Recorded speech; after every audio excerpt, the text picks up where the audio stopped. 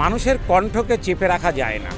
Donald ট্রাম্পের গোলামির আর তার গুন্ডাগিরিকে নরেন্দ্র মোদী স্বীকার করে নিয়েছেন। নরেন্দ্র মোদীকে বোঝা দরকার যে তিনি তার যে সরকারের যে বিদেশ নীতি সেটা সঠিক পথে নেই, আর তিনি সঠিক জায়গাতে নেই। দাদা, নরেন্দ্র মোদী ইসরায়েল গেলেন, তারপরে যুদ্ধ ঘোষণা হলো, শেষ পর্যন্ত উচ্চ যে নেতা সেই মারাও গেলেন।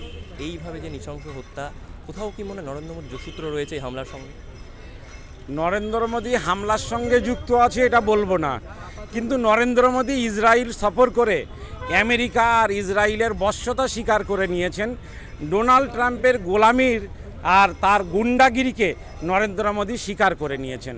সেই জন্যে ডোনাল্ড ট্রাম্প যা যা বলছেন নরেন্দ্র মোদী তাই করার জন্যে তৈরি হচ্ছেন। এটা ভারতবর্ষের 130 কোটি স্বাধীন চেতা মানুষের জন্যে বড় একটা লজ্জার কারণ। গোপনে গোপনে ভারতবর্ষের বিদেশ নীতি দুর্বল হচ্ছে। ভারতবর্ষের বিদেশ নীতিতে যে স্বাধীন সত্তা ছিল সেটা বিকিয়ে যাচ্ছে এবং মার্কিন সাম্রাজ্যবাদের একটা গোলাম দেশে পরিণত হতে যাচ্ছে ভারতবর্ষের বিদেশ নীতি।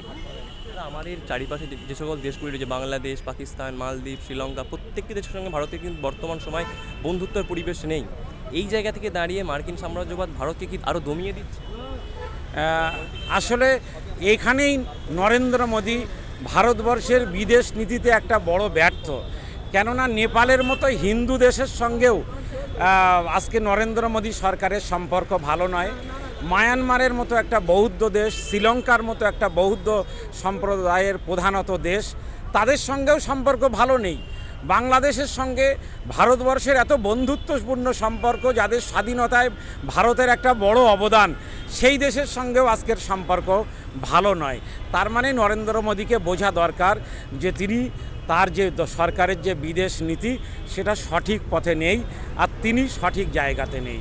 শেষ প্রশ্ন রাখবো যে এপস্টিন ফাইল যা বলা হচ্ছে যে নরেন্দ্র মোদীর নাম নাকি সেখানে উল্লেখ হতে পারে। রাহুল গান্ধী বললেন যে এপস্টিন ফাইলের নাম লুকোবার জন্য তিনি আমেরিকায় গেলেন, সেখানে ইসরায়েলে গেলেন এবং সেখানে নিজের নামটাকে যা হোক করে মোছার চেষ্টা করলেন। সত্যি কি এপস্টিন ফাইলের নাম থাকতে পারে? রাহুল গান্ধী দেশের বিরোধী দলনেতা, তিনি পার্লামেন্টে দাঁড়িয়ে এই বিষয়টি বলতে চেয়েছেন, বলতে দেওয়া হয়নি। পার্লামেন্টের বাইরে দাঁড়িয়ে বাবার যোগ্য ছেলের মতো করে বলেছেন। নরেন্দ্র মোদী তিনি যদি সৎ হবেন তাহলে তিনি আজকে নীরবতা পালন করছেন কেন?